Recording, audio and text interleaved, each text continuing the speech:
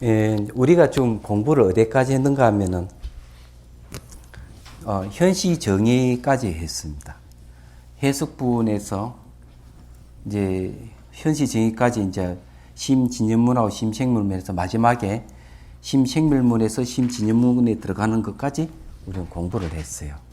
그러면 여기에 대해서 바른 뜻을 드러냈다면은 이 바른 뜻을 방해하는 게 있어요. 그러니까 이제 삿된 고집을 대하여 치료한다.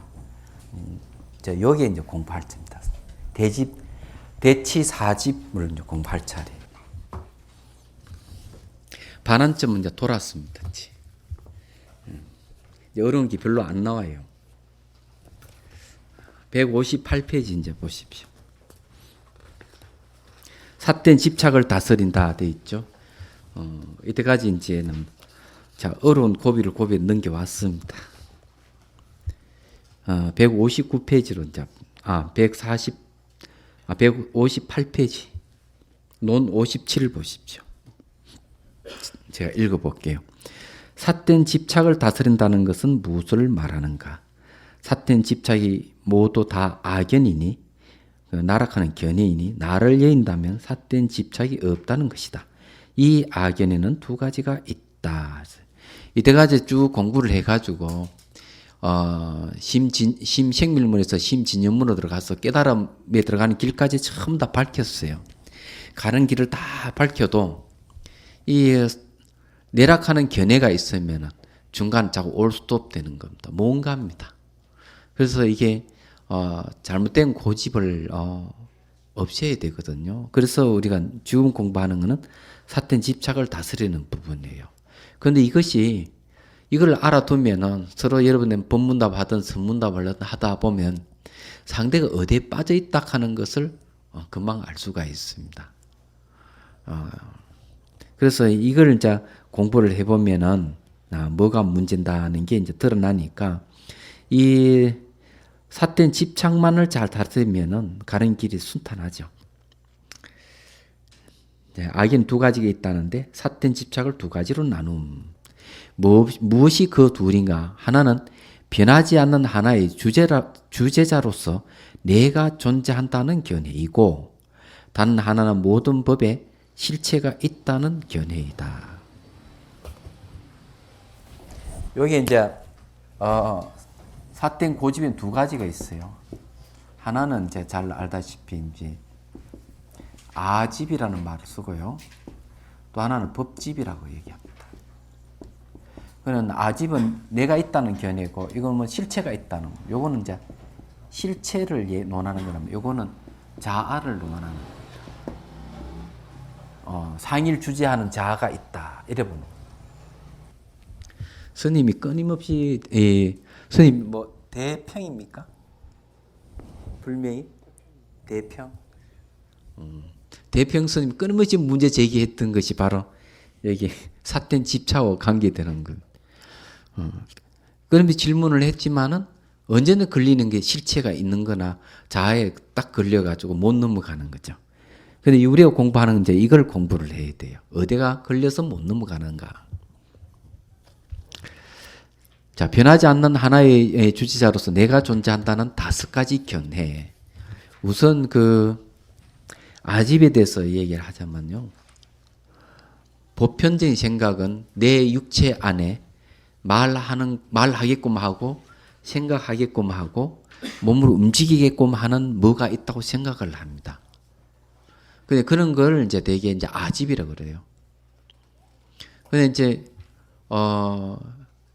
내가 있기 때문에 말을 하고 내가 있기 때문에 생각하고 내가 있기 때문에 행동 옮긴다. 이렇게 생각하는데 찾아보면 그게 없어요. 희한하게도. 그게 없는데도 불구하고 사람들은 거기서 잘 못 헤어납니다. 이론적 설명을 잘 해줘도 그래도 자기가 있다고 생각하는 사람 어쩔 수 없는 거예요, 이게. 근데 그걸 이제 깨트려야 되거든요. 경전에 보면 이제 자보장경에 보면 이제 이런 얘기가 나와 있어요.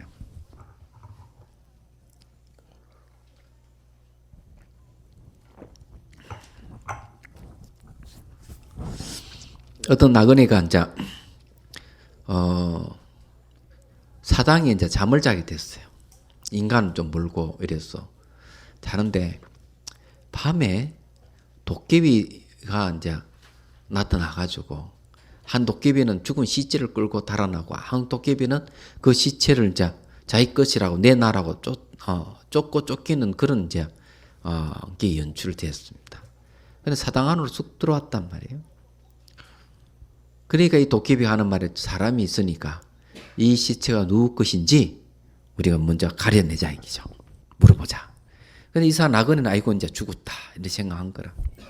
그래서 이제 앞에 시체를 끌고 간 사람이 물어요. 이 시체는 누구 것이냐? 이러니까 이 사람은 자기 봉대로 얘기할 수밖에 없겠구나. 시체를 앞에 끌고 간 도깨비가 그 시체의 주인이다. 이렇게 얘기해 줬어요. 그래 뒤쫓아서 그 시체를 자기 것이라고 달라 하는 이 도깨비가 화가 나가지고 살아있는 다루고지를 갖다 잡아 뽑아버리는 거라. 뽑아버리니까 자기를 두둔해준 이 도깨비가 죽은 시체의 다리를 팍 집어넣은 거야. 그래 세 다리 뽑아가 한 다리를 이제 집어넣은 격이죠. 이래가 죽으니 받거니 하다가 보니까 몸이 바뀌어 버렸어. 죽은 사람이 산 사람 돼, 산 사람 죽은 사람이 돼버린 거야. 그러다가 이제 날이 새니까 도깨비는 고마 바뀐 몸을 시체를 끌고 가버린 거야. 이 사람 황당한 거라 이게. 자기 보면 자기 몸이 아니에요. 그래도 자기 죽은 것도 아니고. 그래서 내려가 절에 있는 스님들에게 이 얘기를 하니까 스님들이 그 이야기를 듣고 무화를 깨치는 이들이 나온 얘기가 나옵니다. 이 자보장경이 나오는 얘기예요. 근데 실제로 그 현장 스님한테 들은 얘기인데 이 내 뚜껑을 열고 이게 이제 바가지를 열고 칼을 내대도 감각을 못 느낀다 그러네요. 그러니까 하여튼 이 자아가 없다는 얘기예요. 근데 여기서 말하는 그건 조금 더 심오한 겁니다. 160페이지 읽어볼게요. 변하지 않는 하나의 주제자로서 내가 존재한다는 견해란 모든 범부의 기대에 말한 것이니 범부에 이제 기댄다. 범부에 의지해서 말한다 이죠. 5가지가 있다. 무엇이 그 5인가? 첫째는 경에서 열의 법신은 마침내 정막하여 허공과 같다고 한 말을 듣고 허공과 같다 이랬어요. 허공이다 이게 아니고요. 허공 같다는 말을 듣고 이 말이 집착을 깨뜨리기 위한 방편인 줄 알지 못하기에 곧 허공이 열의 성품이라고 말하는 것이다. 자, 이 말은 뭔가 하면 허공이 의든가 하면 자아가 되어버린 겁니다. 그러니까 허공은 단지 비유에 지나지 않는데도 불구하고 그 허공 같은 뭐가 성품 실체화하는 거죠. 자아화하는 겁니다. 이게 이를 어떻게 상대하여 다스릴 것인가? 허공의 모습은 헛된 법이니 그 바탕이 없어 실답지 않다는 것을 밝혀야 한다. 자, 그러면 허공이 실답지 않다 하는 걸 어떻게 알 수 있습니까? 허공이 진실하지 않다. 대승기신론에서는 기본적으로는 허공은 의식의 소산물이다 이렇게 이제 보고 있는데, 그럼 허공이 진실하지 않다 하는 건 어떻게 알 수가 있냐는 거죠. 이걸 아는 방법을 알아야 돼. 그래야만이 도반하거나 여러분 또 혹시 제자가 생기거나 제자들을 지도할 때 필요한 겁니다. 이런 지식이 필요한 거예요. 예를 들어서 얘기하자면은 어느 무무간의 스님이 공부를 하다가 몸이 사라져 버렸어. 몸이 방광을 하고 사라져 버린 거라. 그래가지고는 저 옥상에 뛰어 올라가지고 뛰어내린다고 막 왜냐하면 자기 몸이 없으니까 뛰어내려도 안 죽는다 이렇게 생각, 안 다친다 생각한 거예요. 그렇도록 말리니까 또 칼을 가져가 손가락 끊는다고 난리지. 왜 이제 몸이 없으니 손가락 끊어도 이게 괜찮다고 생각하는 거 봐요. 그러기 좀 삿된 견해거든. 몸이 사라진 거는 허공이에요. 그래서 내가 몸이 사라지고 허공이 됐으니까 나는 안 죽는다. 뭐 이런 착각을 하고 있는 거죠. 이런 게 실제로 있었던 거죠. 그래서 제가 듣기로는 해국 스님께서 그거 아니다. 그 경계가 아니다고 이렇게 얘기해 줬다는 말 들었는데 지금 그 스님 동향을 이제 기전을 들으니까 막 몸이 아파가 날린 거라. 약 먹고 그냥. 그러니까 경계가 잠시 온 것이라도 그것이 정확하게 판별한 능력이 없으면은 여러분들이 그냥 귀신이 씌인 것 같이 안 쉬어서 쉰 것 같이 헛소리를 하고 다닐 수가 있는 거예요. 그래서 자기가 마치 도인같이 행태를 하고. 그래가지고 이게 잘못 홀기면 얼마나 많은 사람이 피해를 보겠어요. 그래서 이걸 알아야 된다는 거죠. 허공하고 공하고는 다른 겁니다. 허공은 이게 확장도 가능하고 축소도 가능한데 공은 안팎이 없는 이거는 확장되는 것도 아니고 축소되는 것도 아니에요. 증가하거나 감소하지도 않기 때문에. 근데 허공은 확장이 가능합니다. 마음 수련회 같은 데는 뭘 이야기하는가 하면은 허공은 모든 존재의 본질이다 이렇게 얘기합니다. 잘못 본 거죠. 그런데도 중들이 그거 가지고 그거 한다니까요. 그게 문제야. 그래가지고는 어느 비구니는 그만 그래서 옷벗을 벗어버렸는데 막 몸이 아파 병원 입원하고 난리는 결국 속대를 하죠. 머리를 기르고 분원을 내고 마주 그렇게 하는 비구니 있다 하대. 그럼 비구들도 가가지고 뭐 소위 큰 스님이라고 한 분이 들리는 풍문에 가고 갔다 왔다 이런 소문도 있고 누군지는 모르겠어. 진짠지 가짠지. 그쪽에서 헛소문을 내는 건지 잘 모르겠어.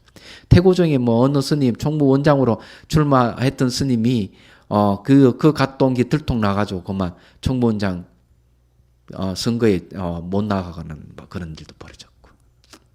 그래가지고는 뭐 그 스님이 뭐 얘기 들어보니까 8만 대 부처님 가르치면 다 부정해버리고 그 뭐 그쪽이 무슨 도인인지 뭔가 뭐 도인도 아니지 뭐 내가 보기에는 좀 이상한 사람 같은데 그래 이제 그만 거기에 홀겨가지고 그런 거 막 도인까지 추앙하고 그런다는 소문도 있더라고요. 그러니까 제대로 이게 수행 이 현상에 대해서 잘 모르고 뭐가 잘못된지도 모르고 제대로 공부를 안 하니까 그런 데 가가지고 홀겨가지고 있는 거예요. 속대한 사람 한두 사람이겠어. 내가 송강사 있을 때 많이 들었어요. 그 이야기를. 속이 쓰리더라고요. 가슴 아프고. 솔직한 이야기하자면. 무슨 허공이 모든 존재의 근원이요? 말도 안 되는 소리를 헛소리를 하고 다니는데도 불구하고 그의 진실인지 믿고 있으니까 어리석은 거 아니에요. 그러니까 여기 이제 얘기하면 그런 거죠. 허공은 말이죠. 여기 나옵니다. 색을 상대하기에, 색이는 물질의 현상이죠. 형색과 빛깔을 상대하기에 볼 수 있는 모습이 있어 마음에 생멸하게 하지만 모든 색법이 본대의 마음이기에 실로 바깥의 색은 없다. 그랬어요. 바깥의 색이 없다면 허공의 모습도 없다. 이게 중요한 거예요. 눈에 보이는 이 물질적 현상 마음이 만든 것이요. 그런데 허공은 어떻게 나타나느냐 하면은 이 물질적 형색이 있는 것을 근거로 해서 허공이 나타나는 겁니다. 그럼 허공은 그러면 절대적인 게 아니고 상대적인 거라는 거죠. 그래서 이게 수행을 하면은 허공의 요소가 커졌다 작아졌다 하는 겁니다. 선정을 닦는 데 중에서 쉽게 제4선정에서 무섭게 공무변처정으로 갈 때 허공을 대상으로 해서 수행을 합니다. 그러면 뭐 전부 다 허공만 남아있어요. 그 다음에 이제 허공을 인식하는 식을 대상으로 수행하면 식무변처정이 알식자 알마리가 막 전 우주를 덮어버리는 이게 전부 다 세간의 선정이다. 그 다음에 이제 그것도 다 버린 무소의 처정. 무소의 처정도 버리는 비상, 비비상 처정. 설사 여기까지 왔다 하더라도 사실은 전부 다 세속의 선정이에요. 쉽게 사선정에 가면은 일어나는 현상이 호흡이 끊어지는 현상이 생겨요. 하나 얘기하자면 그런 거거든요. 쉽게 이선정에는 모든 감각이 다 사라져버린. 심지어 시각, 청각, 후각, 미각, 촉각 다 사라져 의식만 남아있는 상태예요. 새끼 이선정만 가더라도. 설사 그런 경기에 가더라도 참 세속의 선정이 지나지 않는 거예요. 세간을 못 벗어났다는 거죠. 말하자면. 그래서 그 마음 수련에서는 몸 사라진 걸 마치 대각에도 깨달음이다 이러거든요. 그래 텅 비면 깨달음이다 이러면서 얘기합니다. 스승의 의식이 당신이 아무것도 없다 하지만 스승의 의식이 당신이 이렇게 있지 않느냐 이렇게 얘기합니다.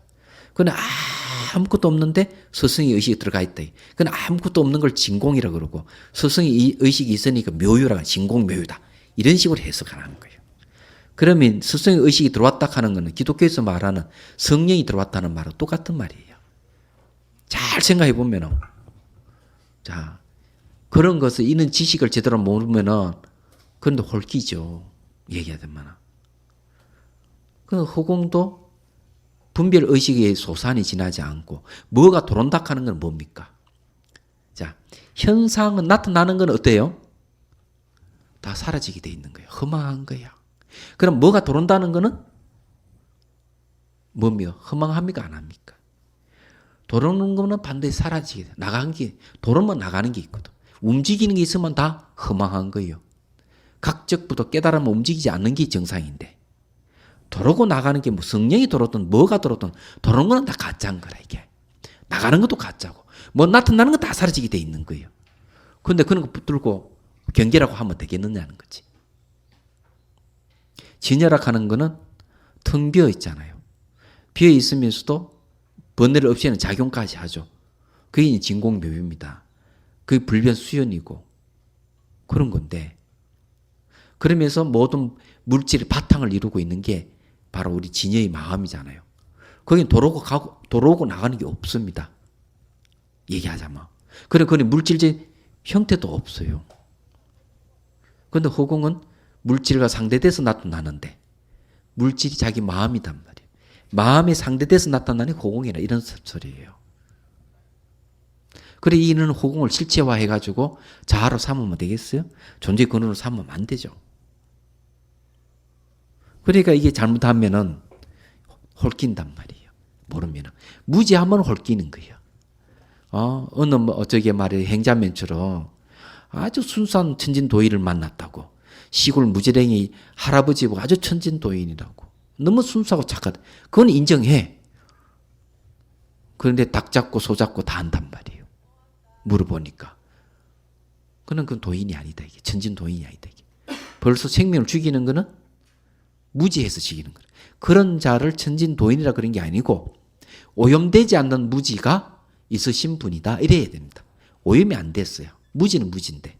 그건 불오염 무지라 그럽니다. 그런 거는. 그건 미혹이죠. 얘기하자면. 많아요. 그래, 여러분들이 이제 공부를 해보면 경계도 만나겠지만, 별 스님, 별 수행자를 만나가지고 희한한 소리 다 들을 건데, 그걸 어떻게 옳고 그름을 따져가지고 정견을 바로 세울 수 있느냐, 이기죠. 참, 이게 문제인 거예요. 여러분 공부하는 데만 문제 들린 게 아니고, 앞으로 여러분 제자들도 키워야 되잖아요. 지도를 해야 되잖아요. 그래서 제가 얘기해요. 무식하면 선지식 못 된다, 이게요. 어린아이 수준 가지고는 얘기하면 안 된다. 어른의 수준이 돼야만 된다. 불교는 말이죠. 아이 종교가 아니고 어른의 종교. 믿음의 시작이, 믿음을 끝나는 쪽은 어린아이 종교예요. 믿음이 시작해 깨달음을 얻는 게 어른의 종교예요. 그걸 확실히 알아야 된다. 그리고 여기서도 이제 그런 얘기단 말이에요.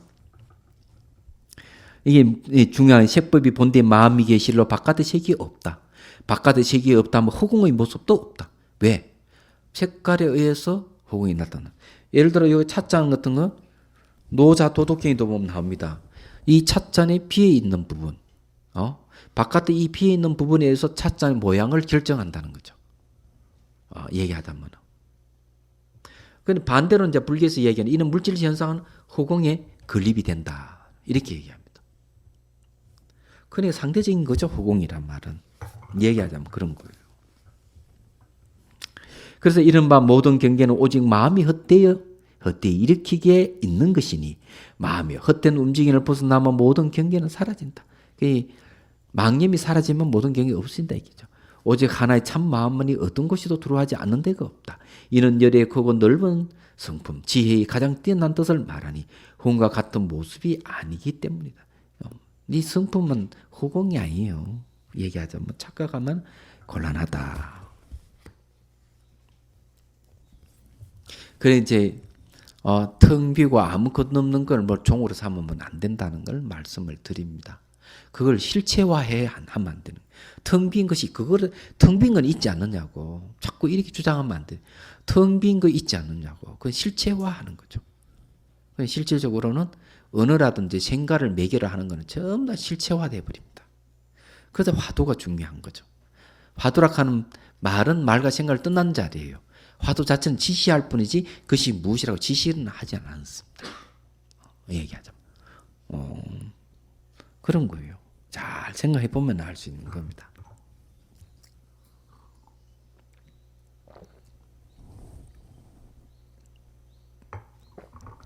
이런 수행법도 있죠. 벽에다 점을 찍어 놓고 계속 자기의 이제 과거의 기억들을 던져 넣게 합니다. 마음 수련해서 하는 방법이죠. 그래 다 하게 되면은 그렇게 계속 반복하게 되면은 어떤 일이 벌어질까? 그러면 텅 비어가지고 아무것도 없는 것 같이 돼버리는 거예요. 그래 되면은 그런데 그것이 말이 선정도 아닐 뿐만 아니라 아무것도 아니에요. 그것도. 근데 그 의미부여합니다. 제1단계 통과된 걸로 그것을 얘기하는데 문제는 말이죠. 그렇게 자기 과거 생각을 던져 넣어 없앴다 하더라도 기억은 또 되살아나거든요. 그게 가짜라는 거죠. 물론 스트레스는 풀려요. 또 한 가지는 뭔가 하면은 그렇게 해가지고 의식이 깨어나면은 그 좋은 수련법이다. 이렇게 좀 이야기해주고 싶어도 그걸 탁 하면은 어떤 현상이 생기나 하면 정신이 멍한 겁니다. 정신이 멍하다 하는 건 뭔 줄 압니까? 정신이 멍하다 하는 건 그 무기공이라는 겁니다. 편안하고 고요하긴 한데 의식이 깨있지는 못하는 멍한 거예요. 이걸 무기공이라는 겁니다. 그래서 그런 걸 판별하는 방법은 눈을 딱 감았는데 또 눈꺼풀은 감겨서 눈이 떠 있는지 살펴봐야 돼. 그러면 의식이 깨 있는 거예요. 그렇지만 그런 거 해가지고 그렇게 되지는 않습니다. 방법이 틀렸다는 거죠. 세상에는 사이비가 너무 많아서 상상할 수 없어요. 불교 용어를 갖고 다 쓰면서 높은 경지인 것 같이 이야기하는데 사실은 아니다 이죠. 말만 그렇고 내용은 아니거든요. 그래서 이 호공을 실체화하는 건 안 좋습니다. 자아를 삼어도 안 되고 여기서 이야기하는 것은 그런 뜻이에요. 자, 둘째는 경에서 세간의 모든 법이 끝내 그 바탕이 공이고 열반과 진열하는 법도 또한 끝내 공이며 본디보다 스스로 공이어서 모든 것을 벗어났다고 한 말을 듣고 이 말이 집착을 깨뜨리기 위한 방편인 줄 모르기에 곧 진여와 열반의 성품은 오직 공일 뿐이라고 말하는 것이다. 오직 공일 뿐이다. 네, 이게 이제 문제가 돼. 공해가 잘못하면 흠으로 봐버리는 경우가 생깁니다. 그게 문제예요. 다 공 맞죠? 맞긴 맞아요. 그래서 원효 스님께서 말씀은 제1위 공이라는 것은요. 이 잘못 공병이 들면 안 되죠.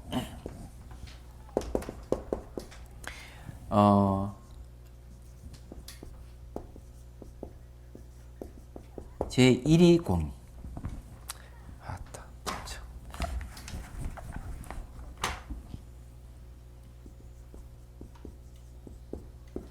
좀 점잖게 써야 되겠네요. 제1위 공. 첫 번째 가는 뜻. 제1입니다. 그러면 제1위 공에는 뭐가 있냐? 공과 불공이 있다 했습니다. 그런데 불공은 잘 알다시피 인연을 따르는 모습이에요. 그래서 수연입니다. 공이라 하는 건 단연히 변하지 않으니까 불변을 얘기하죠. 제가 말씀드리고 싶은 거는 원효 스님께서 이건 열반경이 나오는 걸 인용해가지고 뭘 얘기하나? 제1위 공은 공과 불공인데 단지 공만 보는 거는 어리석다 그랬어요. 어리석은 자다. 어리석은 자들이 공만 보는 것이다.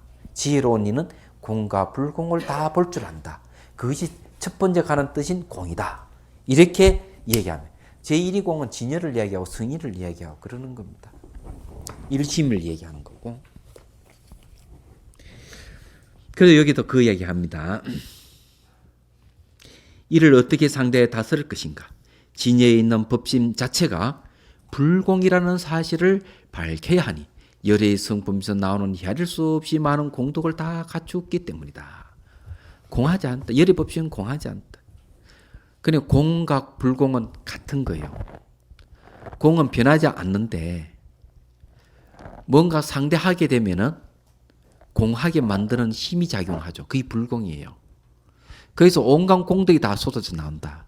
범례를 없애는 공덕, 모든 것은 생성하게 하는 공덕, 소멸시키는 공덕 다 있는 거예요. 텅 비어 있으니까 거기서 인연에 의해서 생겼다가 텅 비어 있으니까 인연에서 사라지는. 인연 가는 거는 실체가 없다는 얘기죠. 상호관계는 고정된 게 없다는 얘기입니다. 교류되어 있다는 거죠. 그래서 그렇게 할 수 있는 건 불공이다 이기죠. 말하자면. 그래서 여기서 이제 얘기하는 공하는 데도 집착하지 말아라. 실체화하면 안 됩니다. 자아화하면 안 됩니다. 여기서 주제자라고 생각하면 안 된다 이 말이에요.